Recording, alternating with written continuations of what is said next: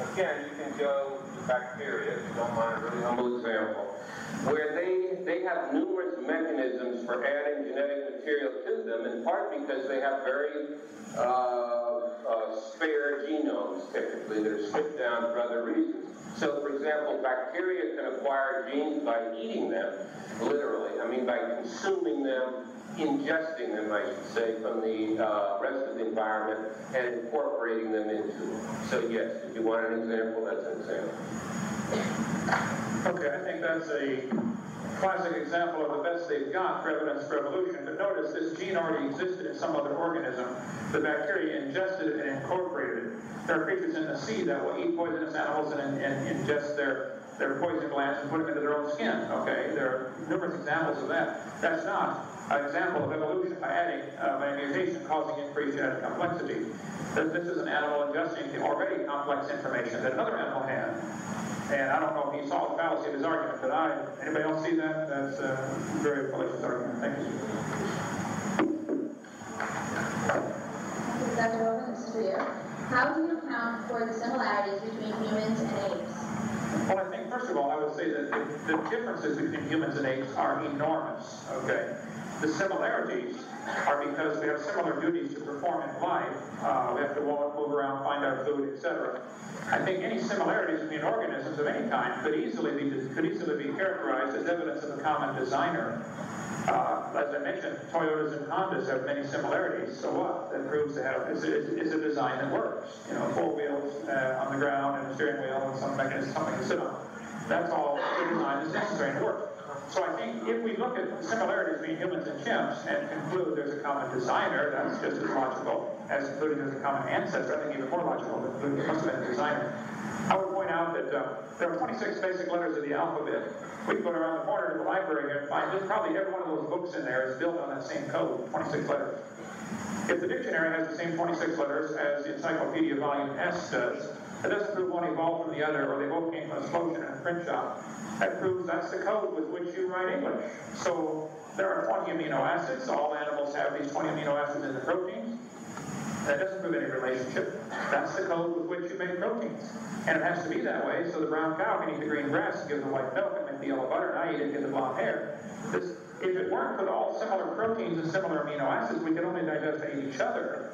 And God made it so that animals, you can eat a variety of things. So the similarities proves a common designer who was really thinking ahead.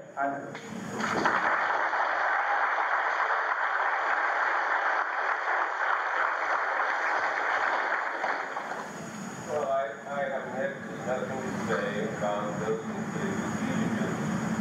latest effusions from Dr. Hoban. I would tend to interpret the similarities on evolutionary grounds, common descent, etc., and would back it up with a voluminous fossil record. But there's no question that you can easily entertain the hypothesis that a creator decided to create a group of organisms along a very similar body plan with almost all the same genes for whatever purpose he or she had in mind. There's no way you can disprove it. If you isolate individual facts like that and want to treat them as determinant on creation or and recent creation or evolution, then they're often not going to be determinative. We deal, as scientists, much more with the preponderance of evidence, and in this case, the vast preponderance of evidence.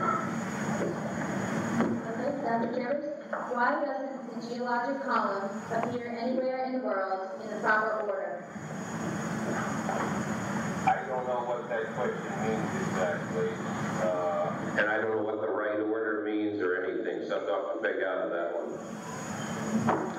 The geologic column is a hoax. It doesn't exist any place on planet Earth except in the textbooks and in the imagination of those who believe in it. I taught earth science for 15 years. It's true there are many layers to the strata. That's not a question. That's quite obvious. Okay, I've been to all 49 states. I've been to all 50 states in many countries. There's no question there are layers to the strata. The question is, does it mean something?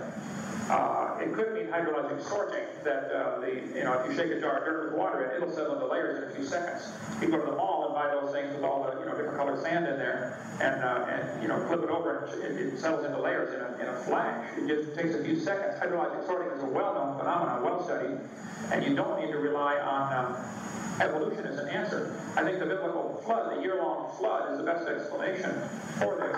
All over the world, layers of rock are certainly found. There's no question about that. But the question is, if they're different ages, then I would ask, I have up here, why aren't there erosion marks between these layers? There are no erosion marks, there are no fossil canyons. The fact of the matter is, it's not a geologic column, it's a bunch of layers of different rocks on top of each other. And you can get the same effect in a few minutes with a jar of dirt and some water. Just shake it up and it's sorted into particles for you. All over the world, petrified trees are found standing up in the vertical position, connecting these layers. So when the textbook says the layers are different ages, I think that is obviously not common sense. In a court of law, it can be proven wrong very quickly. In many states and many countries, I have dozens of these pictures on my website, petrified trees standing up, connecting layers that the evolutionists say are different ages. I don't know how long it takes for a dead tree to fall down around New Jersey, but I know in Florida, you get 3 to 10 years, and it's going to fall over. It's not logical to say those layers are millions of years different in age when we have petrified trees by the hundreds found in the vertical position. And we have lots on that on my website, UpperDino.com. Thank you.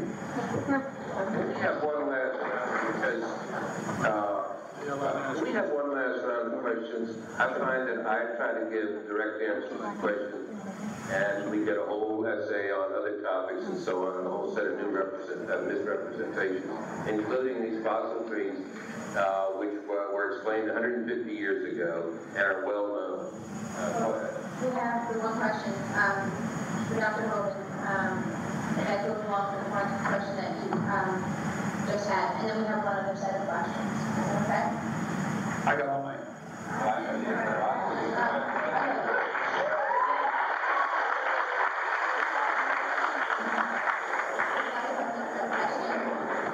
Is to be truly unbiased scientists, should we be teaching intelligent design in the textbooks along with the theory of evolution? To be truly unbiased, the question is, should we be teaching intelligent design along with evolution? I guess to be truly unbiased, we should be willing to question, should we even have a public school system? We can back up a few steps.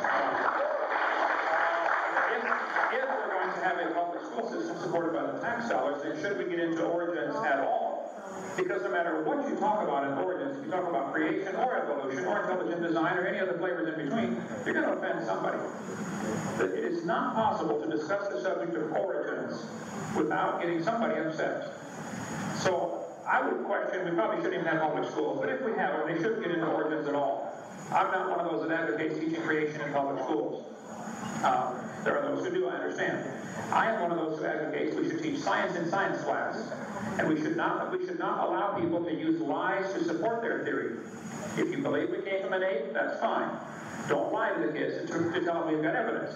Don't tell them about the gill slits or the tailbone or these things that I proved on my video number 4. Just don't lie to the kids. Show the evidence, and if you don't have evidence for theory, I'm sorry, get a new theory. That's how science works. And there's no evidence for evolution that lies. So I'm an advocate of not teaching lies to the kids. As far as intelligent design, I think if all schools were private schools and every religion had their own, that the Jews could teach what they believe, and the Christians what they believe, and the atheists what they believe, that'd be fine. I think that's about the only way you're going to solve this problem.